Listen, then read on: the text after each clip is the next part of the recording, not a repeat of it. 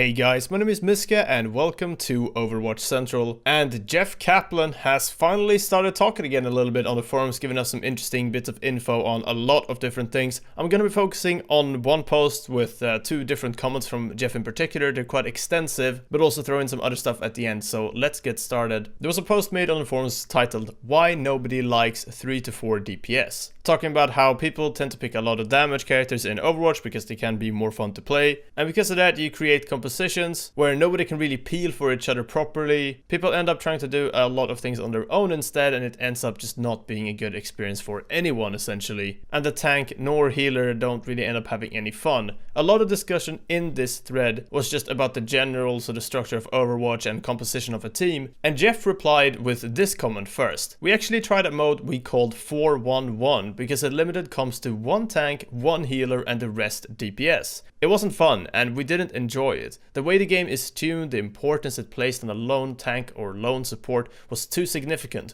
Also, we've all evolved as players since 2016, and we're much better these days at melting the tank or melting the healer than we used to be. Once your lone tank or healer died, it felt like you were forced to completely regroup with no chance of pulling out a win. It was a good experiment for us to try and led to a good discussion, but yeah, wasn't fun." This comment was kind of in reply to just people discussing different types of team compositions in terms of what they consist of with roles, but Jeff Kaplan also continued to actually give a proper answer to how he actually views Overwatch as a whole and said, "Well, just speaking for myself here, but I expected 1 to 2 tanks and 1 to 2 supports with more variance. I also expected more hero switching. Naively, I didn't expect maining and one-tricking to be so dominant. We imagine a world where players would be okay with Torbjorn on defense, but not playing him on attack. The maining / one-trick mindset led us to having to rework those characters to fit with how the game eventually evolved to be played. I guess what I'm saying is we hope to be able to create more highly situational characters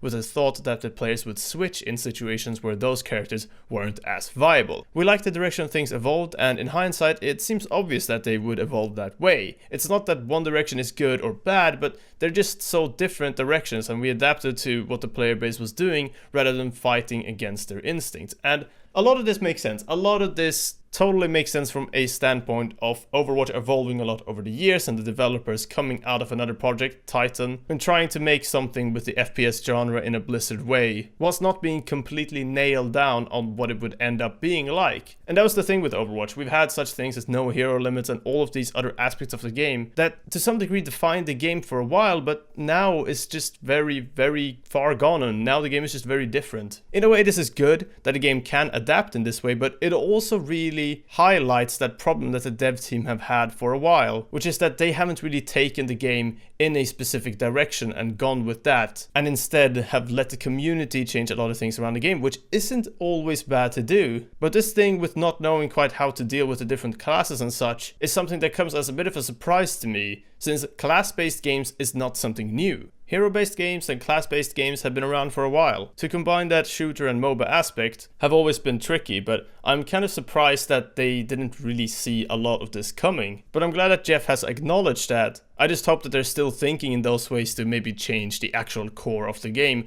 to something more enjoyable, to either spice up the experience or again cater a little bit more to what the community wants now compared to what the game was like previously. Unfortunately, Jeff didn't answer any further questions on this and didn't say anything regarding 222, role queue, or anything like role queue specific SR that has been on a lot of players' minds lately. But feel free to discuss in the comments. There were a couple of other things though that Jeff actually mentioned on the forums. I thought I'd just bring them up real quick. First off, there was a big thread about Genji's pick rate in a tank meta proves his OP. It wasn't really an opinion that a lot of people agreed with, but there's quite a lot of comments in there even before Jeff's comment. But Jeff does go in to say that we don't currently perceive Genji to be a balance problem. So in case you were wondering, that's where the Overwatch team stands there. I didn't really feel like that was too big of a deal, but hey, at least the question's been answered. And in addition to that, a lot of people were still talking about Rialto. There's quite a lot of map talk occasionally on the forums, and Jeff tends to throw in some statistics here and there for defenders and attackers, and he did exactly that on Rialto after they had adjusted some things a couple patches ago. And Rialto balance stats for the past month has been 49.35% win rate for attackers and 50.65% win rate for defenders, obviously making up the 100%, and as it seems there, it's fairly balanced actually. That's pretty damn good for a map. They're getting pretty good at tweaking these things correctly, it seems. Real quick as well, HyperX have come out with a new headset just recently. Definitely a quality product. Overwatch Central wouldn't be around if it wasn't for the fact that HyperX have been supporting us for such a long time. So a big thanks to them. Check out the HyperX Cloud Mix or any of their other headsets on their website via the link in the description. And yeah, tell them we said hi. That's everything for now though. Thanks for watching. In a week or two we should have some really cool Hero 30 teasers coming out. So definitely stay tuned for that. But until then,